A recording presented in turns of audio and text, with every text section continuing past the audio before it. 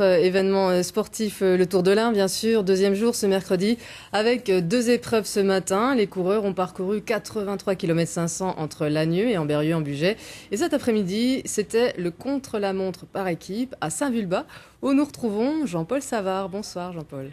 Oui, bonsoir Soria, même cet après-midi, on peut dire ce soir, parce que l'épreuve a commencé à 18h et elle vient de se terminer à l'instant. Et vous voyez, il n'y a déjà plus personne, tout le public vient de se déplacer vers le podium protocolaire. C'était un contre-la-montre de 11 km dans les rues très sinueuses de Saint-Vulbas.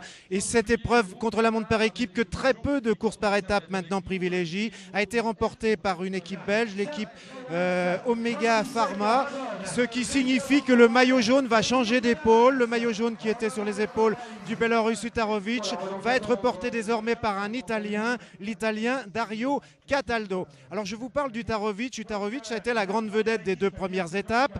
Ce matin, entre Lagneux et Ambérieu, dans la plaine de l'Ain, la course a d'abord été animée par 2 coureurs français. Thomas Vaubourzex, il porte un maillot blanc, il s'était déjà distingué dans l'étape d'hier, il s'était déjà longuement échappé, et il s'est échappé cette fois encore avec un autre Français, Johan Mombaert. Mais les équipes de sprinteurs, en particulier celle du maillot jaune, Utarovic, les ont empêchés d'aller au bout. Et comme la veille à Trévoux, eh bien, c'est au sprint à midi en Ambérieu que s'est jouée la victoire d'étape.